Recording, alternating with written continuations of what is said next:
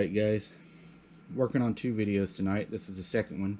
Y'all asked me to revisit a case, and I did. I did find a few different things I thought were interesting. The case that I'm looking at right now is Tony Ahrens. He was 52. He was found dead on April 1st in Newport Yard. The Newport, Tennessee, the body of a Newport man found dead on April 1st bore all the signs of an animal attack, an autopsy report states. Scene investigation revealed scattered clothing, paw marks on soft dirt, and scattered blood on the ground, which were consistent with an animal attack, the report stated. Copy of the report. Ahrens was found dead at 12:40 a.m. April 1st in the yard and home near the Carnation Way and Jimtown Road, according to records. That's near where Charles E. Owensby, 69, lives. Owensby, a dog owner and trainer, reported finding Ahrens' body, according to the incident report.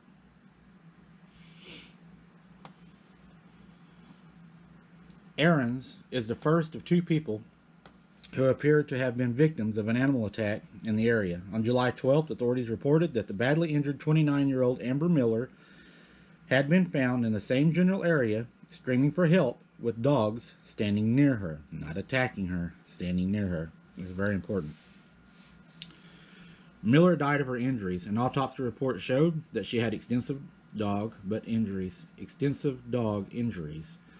with many of them found on her arms and legs. It also said there were multiple cuts around her head and neck consistent with dog bites or a knife. That's what's weird. Including puncture wounds along her right shoulder and around her abdomen. It's a pretty big dog to be able to bite around somebody's abdomen and back. It's a pretty big bite. It said she died from complications of multiple organ failure as a result of the dog attack.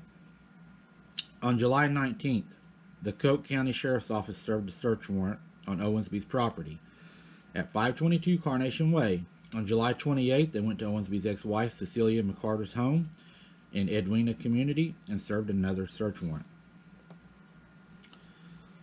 An aggressive dog was taken into custody and Owensby was charged with marijuana possession. Investigators gathered DNA evidence from the other 2 dogs on the property that belonged to the other people who lived in the residence on the property. According to Cook County Sheriff Armando, an aggressive dog was taken into custody and Owensby was charged with marijuana possession. Investigators gathered DNA evidence from 2 other dogs on the property that belonged to other people who lived in residence on the property. According to Cook County Sheriff Armando, authorities also dug up a shallow grave containing the dog's remains to collect DNA samples for further testing. Owensby has a pending felony domestic assault case in Cook County for which he's due in court on August 16th. The case date is 2018. It's alleged that he tried to strangle a woman, had repeatedly sought an order of protection against him. That order was dismissed. Ahrens' autopsy details.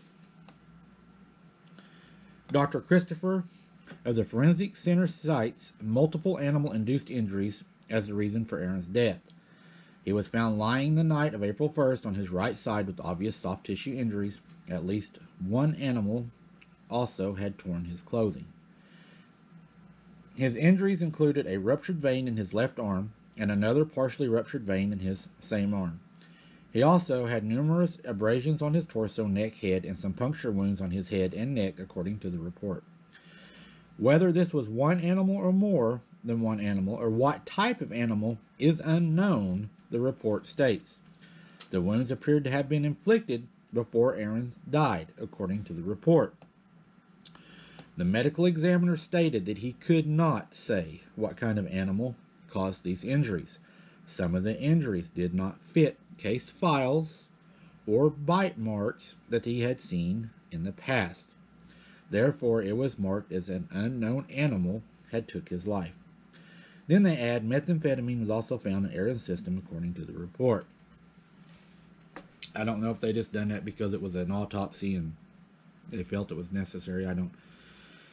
I don't see why it was necessary to release that, but they did, and it could be something to make it seem as if it was okay because maybe he was a drug addict. If that's what they're trying to do, that's dirty and that's sick.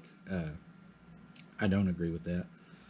But yeah, that was a sad case, and looking back on it and then finding more that the guy that was actually charged for the dogs, he was never charged. They dropped the charges on him and they don't know what dogs done it. The dogs that they had in captivity, everybody said didn't do it. They couldn't find any DNA on them. They done the autopsies on the dogs and didn't find anything, but they still killed the dogs. They still destroyed them, which they do in many cases.